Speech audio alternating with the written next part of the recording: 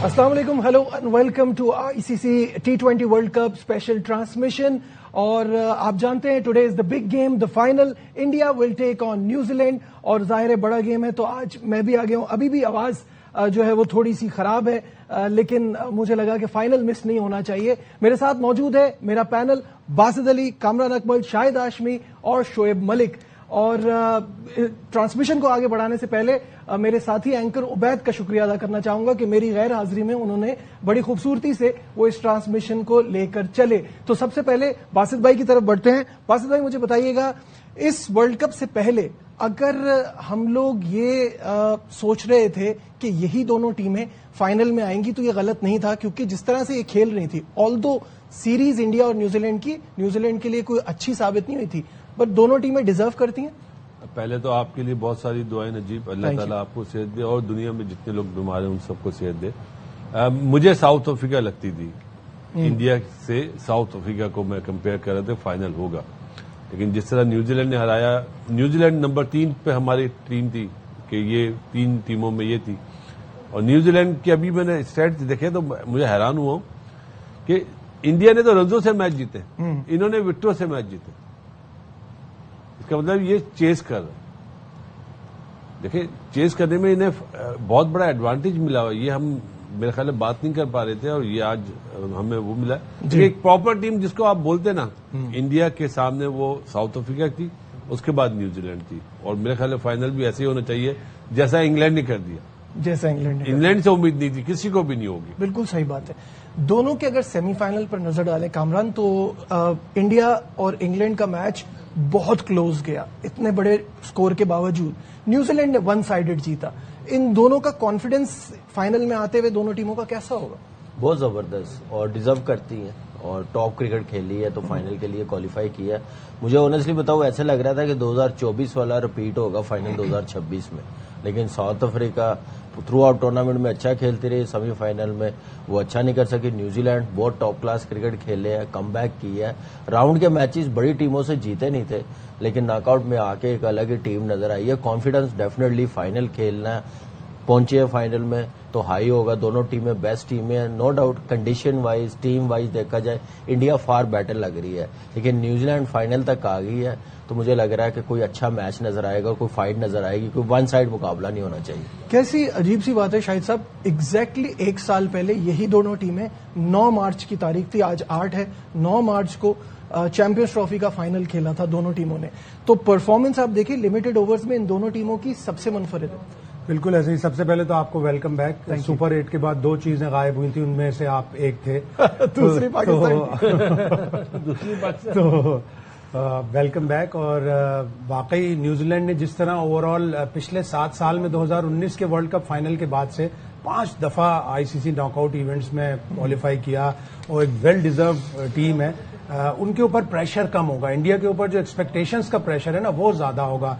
सब लोग कह रहे हैं कि जी अंडरडॉग्स है न्यूजीलैंड, फेवरेट इंडिया है, तो रिलैक्स होके खेलेंगे। और वैसे भी वो चिल होके खेलते हैं अपने मुल्क में, ज्यादा इतनी उनकी क्रिकेटर्स हैं भी नहीं, उनका गेम नंबर 1 रग्बी है, क्रिकेट नहीं है। बिल्कुल। और तो उनके ऊपर इतना प्रेशर नहीं होगा, रिलैक्स होके जाके क्रिकेट खेलें, और अगर एक अच्छा टारगेट मिले उसको चेस करेंगे तो वो अपसेट भी कर सकते हैं। और वो उसे आप अपसेट इसलिए नहीं कहेंगे कि जिस तरह उन्होंने साउथ अफ्रीका को हराया, जो एक फेवरेट टीम थी, उसके बाद उनका एक थोड़े से स्टॉक थोड़े हाई हुए। बिल्कुल सही है।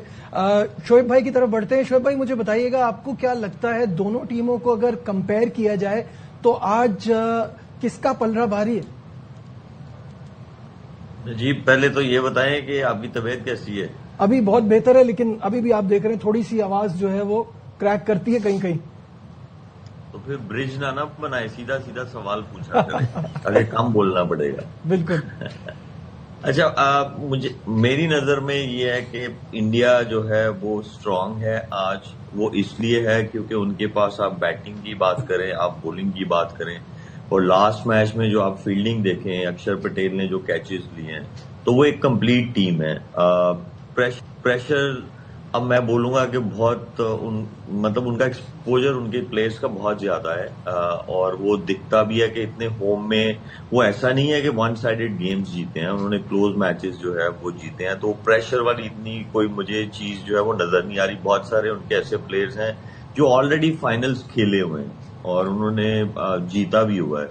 तो मुझे ये लगता है न्यूजीलैंड को मैं इसलिए नहीं बोलना चाह रहा क्योंकि वहां पे जो बॉलिंग अटैक है उनका वो बहुत क्वेश्चन मार्क है वहां पे, जहां पे सचिन रविंद्र जो हैं, ग्लेन फिलिप्स जो हैं, फिर जिमी निशम जो हैं, अगर वो खेलते हैं तो ये जो बॉलर्स हैं ये मुझे जो है ना मतलब वो नहीं है कि आपको ये मैच जितवा देंगे। तो क्वेश्चन मार्क जो है बॉलिंग का बहुत बड़ा है कंपैरिजन करें अगर दोनों टीम्स के बीच में। बिल्कुल ठीक है। मैं शोएब से एक बात पूछना चाह रहा था। शोएब, ये जैसे आपने रविंद्र की बात करी, नेशम की बात करी, नेशम तो सेमीफाइनल से पहले मैच खेले भी नहीं थे, लेकिन उन्होंने सेमीफाइनल खिलाया और उन्होंने ब्रेविस को आउट करके वो कमी पूरी कर दी थी। मैं ये पूछना चाह रहा था, एक तो आपकी नजर में बॉलिंग इंडिया की ज्यादा स्ट्रांग है या आप समझते हैं न्यूजीलैंड की स्ट्रांग है? इंडिया की बॉलिंग जो है वो स्ट्रांग है और नो डाउट जो बुमराह हैं वो बहुत कंसिस्टेंटली परफॉर्म कर रहे हैं। फिर एक मिडिल ओवर्स में उनके पास कुलदीप यादव जो है वो नहीं खेल रहे हैं क्योंकि उनका कॉम्बिनेशन नहीं सेट हो पा रहा है। तो इस वजह से वरुण चक्रवर्ती जो है वो उनके मिडिल ओवर्स में, और बुमराह उन्होंने हमेशा उसके लिए रखा हुआ है कि वो नया बॉल उनको नहीं करवाते हैं। वो उनको कोशिश करते हैं कि थर्ड या फोर्थ ओवर जो है पावर प्ले में करवाया जाए, फिर 11वां ओवर करवाया जाए, फिर 16वां या 18वां या 20वां या 18वां, वो डिपेंड करता है मैच किस तरफ जा रहा है। बट एक क्वेश्चन मार्क इंडियन बॉलिंग में भी ये जरूर है कि बहुत ज्यादा जो है वो डिपेंडेंट है बुमराह पे। तो एक और बॉलर चाहिए होगा क्योंकि अगर आप 180 वाला मैच खेलेंगे तो आपको 2 बॉलर जरूर चाहिए होते हैं आपके 5 बॉलर्स में या 6 में, जो एटलीस्ट जिनके एनालिसिस अच्छे हों और वो विकेट्स लें, तो फिर ही जो है टोटल डिफेंड हो सकता है। But in my opinion still India has better bowling attack than New Zealand. Kamran, यही बात जो की ना, इससे ये पता चलता है कि बुमराह की इंपॉर्टेंस कितनी है। अगर वो बीच में आके वो ओवर ना कराते तो वो लास्ट ओवर 30 रन पे नहीं जाता, और जहां वो 20-22 रन रिक्वायर्ड होते तो वो तो फिर उनके लिए बहुत इजी हो जाता। बहुत इजी हो जाता। उसने नंबर ऑफ मैचेस जितवाए हैं अपनी परफॉर्मेंस से, अपनी स्किल से। आप देखें हमारे खिलाफ न्यूयॉर्क में जो था, रिजवान को आउट करने के बाद वर्ल्ड कप का फाइनल 2024 उसने मैच जितवाया। अभी देख लें सेमीफाइनल जो इंग्लैंड के खिलाफ बॉलिंग की है, जो लास्ट के 2 ओवर किए हैं, स्किल तो है, नंबर 1 बॉलर है। और सबसे प्लस जो पॉइंट है उसके पास है, उसको प्रेशर को हैंडल करने का आर्ट आता है। बॉलिंग किस लेंथ पे करनी है, किस बैट्समैन को कैसे बॉलिंग करनी है, लास्ट के ओवर करनी है तो मैंने यॉर्कर ही करने हैं, और 5-6 में से वो 4 तो 5 यॉर्कर कर ही लेता है, तो उससे बचत भी होती है और मैच भी जितवा देता है। तो मेरे ख्याल से कमाल स्किल है। इस वक्त मॉडर्न डे में अगर देखा जाए, इस बुमराह जैसा मैच किसी टीम में नहीं है जो उसके पास स्किल है, और अनबिलीवेबल परफॉर्मेंस दिखा रहा है। तो मुझे लग रहा है कि बुमराह का बड़ा फायदा है। लेकिन बॉलिंग वाइज मेरी नजर में न्यूजीलैंड टीम कुछ बेहतर है, क्योंकि उनके मिडल के ओवर जो हैं स्पिनर्स, उनमें वो कॉन्फिडेंस नहीं है, रन्स बहुत ज्यादा लीक कर रहे हैं, और टोटली शोएब ने सही कहा कि टोटली बुमराह पे डिपेंड कर रहे हैं बॉलिंग साइड पे। शायद भाई आप भी इस बात से एग्री करते हैं कि बुमराह बीच में आता है तो चेंज आता है, और क्योंकि उनको वही वाली प्रॉब्लम है कि उनको अपनी बैटिंग की डेप्थ उन्होंने इतनी बढ़ाई हुई है, एक बॉलर की कमी महसूस होती है। होता है अक्सर। अगर बुमराह को उन्होंने अच्छी तरह खेल लिया, उसके 4 ओवर में एक भी विकेट न दें या एक विकेट दें, और जैसे उस दिन कामरान कह रहा था कि 24-26 इस तरह के रन बना लें, ना जाए उसको बाउंड्री मारने पे या छक्का मारने पे, तो वो एक तरह से निगेट कर देगा और फिर इंडिया को एक बॉलिंग रिसोर्स चाहिए होगा, बिल्कुल चाहिए होगा, और न्यूजीलैंड फिर उससे फायदा उठा सकता है। लेकिन बुमराह की जो वैल्यू है ना, वो कमाल की है कि वो आके ऐसे क्रूशल मौके पे रिस्ट, उसका एक्शन ऐसा है कि वो उसी एक्शन से स्लोअर वन, उसी एक्शन से यॉर्कर डालता है। वो एक बड़ा कमाल का है, और यकीनन न्यूजीलैंड एक बड़ी प्रोफेशनल टीम है। कोच उनका बड़ा प्रोफेशनल है, रॉब वॉल्टर। उन्होंने यकीनन होमवर्क किया होगा कि बुमराह को किस तरह डील करना है, और यही मैजिकल की होगी इस फाइनल की कि how to deal with Bumrah. बस अमूमन हम बात शोएब कुछ कह रहे हैं, प्लीज। एक चीज और है आज जो है अक्षर पटेल, वो बहुत उनका वाइटल रोल होगा, क्योंकि अगर आप न्यूजीलैंड की बैटिंग देखें तो उनमें चैपमैन और सेंटनर ये लेफ्टीज हैं, वरना आप ऊपर के 2 बैटर्स देखें मोस्टली राइटीज हैं। तो हो सकता है कि वो जो सेकंड बॉलर वाली चीज जो है वो आज अक्षर पटेल वो कर सके, क्योंकि उनमें एबिलिटी है। Is not a big Turner of the ball, but उनकी जो लाइन और लेंथ है वो बहुत अग्रेसिव है, वो मतलब अटैकिंग लाइन है उनकी अगेंस्ट राइटीज। तो मुझे लगता है कि आज उन पे ये मैच जरूर जाएगा। बिल्कुल ठीक है। अगर हम टॉप बैटर्स और बॉलर्स पर भी नजर डाल लें तो सबसे पहले इंडिया के टॉप बैटर्स देखते हैं, जिसमें ईशान किशन टॉप पे हैं, सूर्य कुमार यादव दूसरे नंबर पे हैं, संजू सैमसन सिर्फ 4 मैचेस के साथ तीसरे नंबर पर आ गए हैं। अब बस भाई ये बताइएगा कि कितना ज्यादा ये संजू पे अब डिपेंड कर रहे हैं। संजू का आउट होना डीओ है, 2 इनिंग्स खेल चुका है वो। क्रिकेट की लैंग्वेज में, मेरी किताब में तो ये है भाई कि तीसरा मैच बहुत ग्रेट्स होते हैं ना, जो ब्रायन लारा, सचिन तेंदुलकर, वो लोग तीसरे में भी रन करते हैं। मेरा एक मतलब तुक्का है, ये टोटका भी बोले, तुक्का जो भी है। मैं एक बात करना चाह रहा था, अभी जैसे बॉलर्स की बात हो रही है ना, बुमराह की, दुनिया में बैट्समैन छाए हुए बड़े डिफरेंट, गेल, क्रिस गेल को ले लें आप T20 के हिसाब से, या रोहित शर्मा, बड़े बड़े नाम। बुमराह, मलिंगा और अपना वो ऑफ स्पिनर जो था सुनील नारायण, जो यूनिक बॉलर है, या मेंडेस, बॉलर्स बहुत कम है दुनिया में जो डोमिनेट करते हैं T20 में ना। बैट्समैन तो हर जगह डोमिनेट कर रहा होता है। मलिंगा और ये बुमराह टाइप के बॉलर इस वक्त पाकिस्तान टीम को जरूरत है, यूनिक एक्शन वाले, जैसे जमान खान है ना, ऐसे अभी उस्मान तारिक आया, इब्रार, ऐसे बॉलरों को हम जूनियर लेवल से मतलब मॉनिटर करें और उन्हें चांस दे तो हमारी क्रिकेट बेहतर हो सकती है। बॉलिंग साइड क्या बोल लो, ठीक है। बैटिंग पे बात कर लेते हैं, फिर जब बॉलिंग पे आएंगे तो इस बात पर भी आ जाएंगे।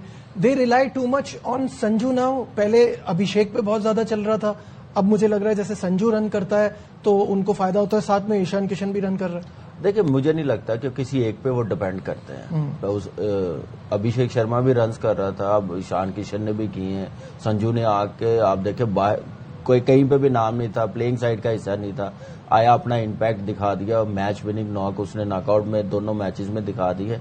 तो वो टीम प्रॉपर एक बिल्ड हुई हुई है, तैयारी के साथ है। उनको पता है अभिषेक शर्मा नहीं करेगा, ईशान किशन कर लेगा, संजू कर लेगा, बैटिंग लाइनअप उनके पास बहुत है। तो वो सारे स्पेशलिस्ट अपने उस बैटिंग ऑर्डर के हिसाब से उन्होंने टीम बनाई हुई है, तो बहुत लंबी बैटिंग लाइनअप है। तो मुझे नहीं लगता है कि संजू पे डिपेंड, कोई भी खेलेगा उसको पता है कि मैंने 70-80 रन कर देने हैं, मैंने टीम को प्रेशर में छोड़ कर नहीं जाना, बल्कि प्रेशर से निकाल के जाना, एक मोमेंटम बना के देना। तो ये इंडियन टीम का प्लस पॉइंट है। शायद साहब, हु वुड हैव थॉट के अभिषेक नहीं चल पाएगा, जिस तरह से वर्ल्ड कप से पहले तक उसकी परफॉर्मेंस जा रही थी, तो अब उसके जहन में क्या चल रहा होगा बिफोर द बिग गेम? बड़ा मैच है, उसके दिल में यही चल रहा होगा कि ये बिग मैच को अगर मैं बिग ओकेशन अपने लिए बना लूं, जो पिछली जितनी भी परफॉर्मेंस खराब गई है, मैं फाइनल का हीरो बन जाऊं, तो उसके दिल में ये होगा। और फिर टीम की बैकिंग आप देखेंगे, जिसने भी सवाल किया कि अभिषेक शर्मा, तो कैप्टन ने उसे कॉन्फिडेंस दिया, गौतम ने उसको कॉन्फिडेंस दिया कि नहीं, वो ऐसा प्लेयर है, इम्पैक्टफुल प्लेयर है, एक मैच में अगर उसके चल गए तो वो मैच को चेंज कर देगा। यही एक चीज किसी प्लेयर का बड़ा दिल बड़ा करती है। शोएब, मुझे बताइएगा कि अभिषेक शर्मा ऑफ स्पिनर पे फंस रहे हैं, तो जब उनको ये बात पता है कि वो एक ओवर में 20-24 रन भी ले सकते हैं, तो व्हाई नॉट टेक सिंगल, उस जगह से हट जाएं थोड़ा अपने आप को रिलैक्स करने के लिए? देखिए, लेफ्टी मोस्टली जो है वो ऑफ स्पिनर जो है वो टफ टाइम उनको देते हैं। और दूसरी चीज ये है नजीब, हमें बहुत सारे लोग ये बात करते हैं अभिषेक शर्मा के बारे में, उनको ये कर लेना चाहिए, उनको वो कर लेना चाहिए। मेरे ख्याल में ये उनका बिगिनिंग है, इसकी वजह से वो सामने ये हर्डल्स आएंगी, वो हाई रिस्क गेम खेलते हैं, तो इस वजह से वो आउट भी होंगे, बहुत जल्दी भी आउट होंगे, और वो वाला मैच भी आपको जितवाएंगे जो नॉर्मल बैटर्स नहीं जितवा पाते। तो ये उनके साथ लगा रहेगा। दूसरी चीज ये है कि अभी लास्ट की मैंने 1 या 2 इनिंग्स उनकी देखी कि उन्होंने अब पहले या दूसरे बॉल पे क्या करते हैं, कोशिश करते हैं कि एक मुझे मिल जाए ताकि मुझे कंडीशंस की समझ आ जाए, बॉलर की समझ आ जाए। तो उन्होंने वो चीज करनी शुरू कर दी, क्योंकि बहुत सारे मेरे ख्याल 3 कंटिन्यूसली 0 हो चुके थे, जिसकी वजह से अभी वो बिगिनिंग है उनका करियर में, तो इस तरह की चीजें आएंगी उनको सीखने के लिए। लेकिन मुझे ये लगता है कि जो उनका गेम है वो बिल्कुल उनको खेलना चाहिए, वो उनको यूनिक बनाता है, इसी वजह से वो टीम का हिस्सा भी है। तो मुझे लगता है कि जिस दिन वो 20-25 बॉलें खेला करेंगे, वो मैच को बहुत जो है वो फेवर इंडिया में चला जाएगा वो मैच। बिल्कुल ठीक है, डिस्कशन को आगे बढ़ाएंगे, यहाँ लेते हैं ब्रेक, हमारे साथ रहिए।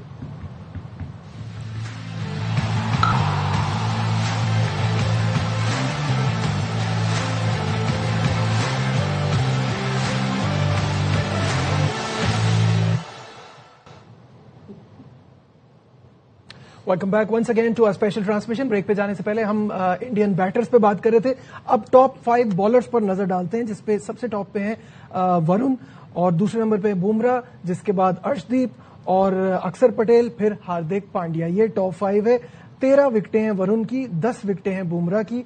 बासित भाई, कुछ दिन पहले तक ये बात हो रही थी कि बीच बीच में वरुण ऐसा लगता था जैसे वीक लिंक लग रहा है, उसको चेंज करने की भी बात चल रही थी, लेकिन देखिए कितनी जबरदस्त परफॉर्मेंस है। आप विकेट देख रहे हैं? विकेट देख रहा हूँ। 4 ओवर में 64 रन नहीं दिख रहे आप। हाँ, लेकिन अगर आप इकोनॉमी ओवरऑल भी देखें तो 8.85 है।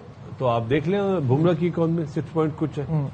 देखिए वो जिस टाइप का बॉलर है ना, उसके लिए 13 नहीं, यहाँ पे 18 आउट होने चाहिए थे। जिस टाइप का वो बॉलर है, जिस तरह उसकी रेपुटेशन थी बिफोर द वर्ल्ड कप, लेकिन बैटर्स ने या मैनेजमेंट ने उस पर वर्क करा है, सामने वालों ने, अपोजिशन ने, तो वो उसको प्रॉब्लम हो रही है।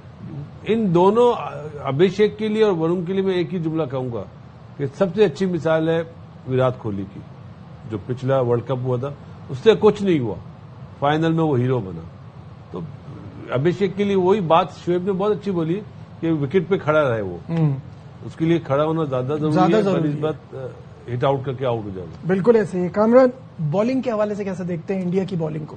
देखिए बुमराह का फर्क नजर आ ही रहा है। इकॉनमी उसकी देखे 6.2 की है, बाकी सबकी 8+ की है, तो फर्क डाला हुआ। वरुण के 3-4 मैचेस जो लास्ट के वो अच्छे नहीं गए, इकॉनमी बड़ी हाई है, स्कोर हुआ, उसको विकेटें नहीं मिल सकी। अगर वो अच्छे कर लेता तो शायद ये 20+ विकेटें हो रही होती है उसकी अब तक।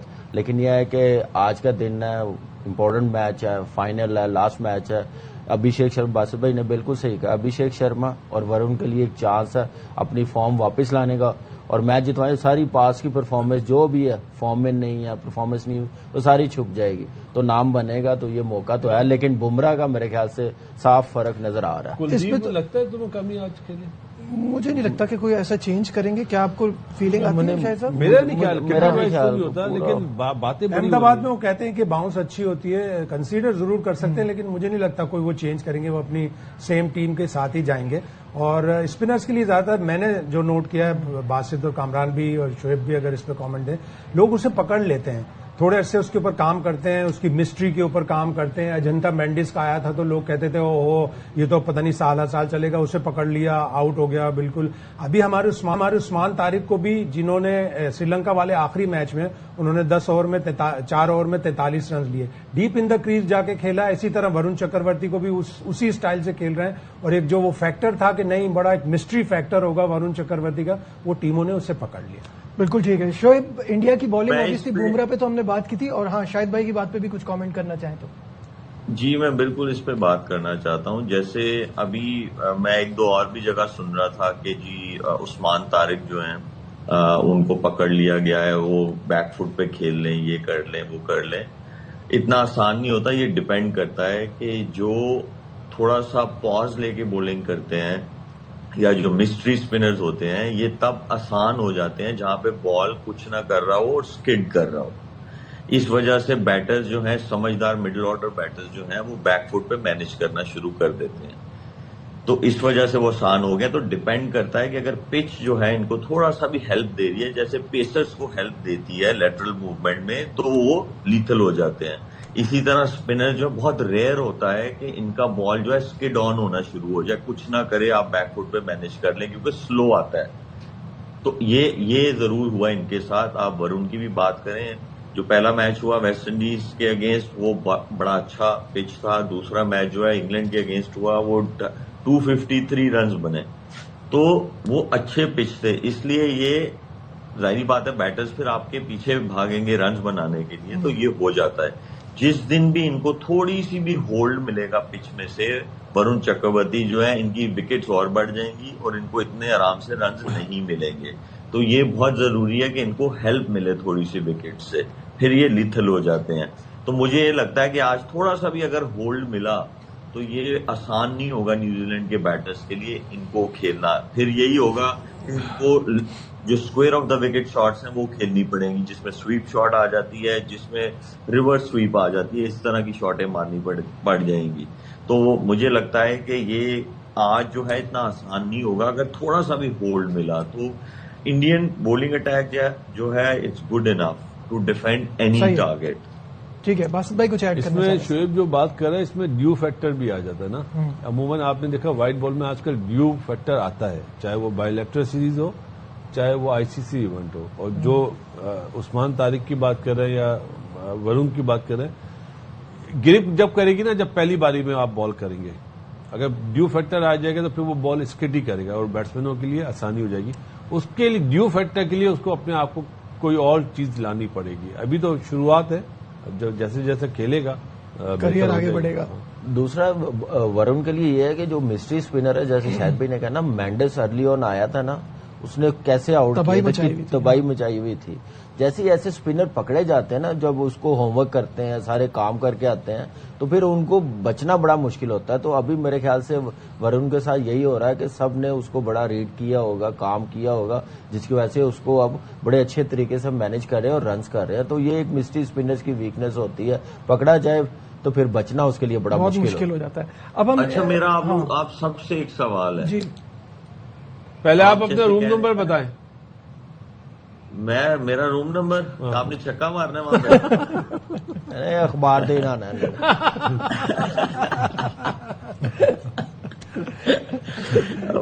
मेरा आप लोगों से ये सवाल है कि जैसे आप वरुण की बात कर रहे हैं, ये जैसे बैटर्स होता है, आउट ऑफ फॉर्म होता है, बैट पैच जिसे बोला जाता है, ये बैट पैच है वरुण चक्रवर्ती पे, या आप ये समझते हैं कि नहीं बैटर्स ने उसे पढ़ लिए? मेरा ख्याल है कि बैटर्स ने उसको पढ़ लिया। जो मैनेजमेंट है ना, थिंक टैंक जो होता है टीमों का, उन्होंने डेटा एनालिस्ट जो होता है उन्होंने बहुत काम करा है और उसको पढ़ लिया। जो उसके वर्स्ट 11 फिगर्स हैं, पिछले 2 महीने में 8 वर्स्ट फिगर उन 11 में से आए। अच्छा, तो मुझे इसका मतलब है कि उससे लोग उसके ऊपर होमवर्क। मुझे ऐसा भी फील होता है कि बायलैटरल सीरीज में ऐसा दिखता है कि वो जरा ज्यादा बेहतर परफॉर्म करता है। जब आईसीसी इवेंट्स आता है, आईसीसी दोनों इवेंट में उसने बड़ी परफॉर्मेंस दिखाई है। चैंपियंस ट्रॉफी भी हो और T20 वर्ल्ड कप भी आप देखें, मुझे लग रहा है कि कोच ने बड़ा होमवर्क किया बैट्समैनों के साथ, हाथ को कैसे चेक करना। कोच हमारी तरह तो है नहीं है कि हाथ को रहने दो, अगर पिक नहीं हो रहा पिच होते देख। हमारी जो अकलौती, शोएब बताएगा इसमें ज्यादा बेहतर, हमारी जो अकलौती जीत है T20 वर्ल्ड कप में, उसमें वरुण चक्रवर्ती आया था, मिस्ट्री स्पिनर, हमने उसे बड़ा अच्छा खेला था, बहुत पिटाई की थी उसकी। जी शोएब भाई, वो इसलिए कि उस पिच पे भी बॉल स्किड हो रहा था, कुछ मतलब होल्ड नहीं हो रहा था, इस वजह से। ठीक है, मुझे ये लगता है कि उसको देखें, मैं आप लोगों के साथ हूं कि जी कोचेज ने काम किया होगा बैटर्स के साथ, उसको पढ़ने की, उसका हाथ चेक करने की सारी चीजें, लेकिन आई स्टिल थिंक कि उस पर बैट पैच है। वो इतना आसान बॉलर नहीं है कि आप उसको इतने आराम से छक्के मारने शुरू कर दो, या इतने आराम से आप स्ट्राइक रोटेशन शुरू कर दो, उस पर बैट पैच है।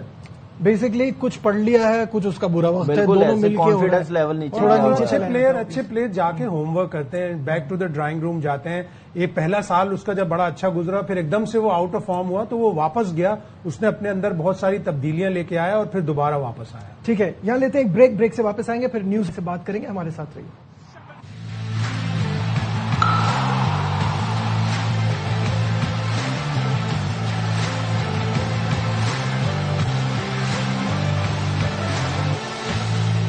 Welcome back once again to a special transmission, big match final. और ब्रेक पे जाने से पहले हम इंडियन टीम का जायजा ले रहे थे। अब न्यूजीलैंड के टॉप 5 बैटर्स और बॉलर्स पर नजर डालते हैं। पहले बैटर्स देखते हैं, जिसपे अपनी ब्रिलियंट सेंचुरी की बदौलत फिन एलन नंबर 1 पे है।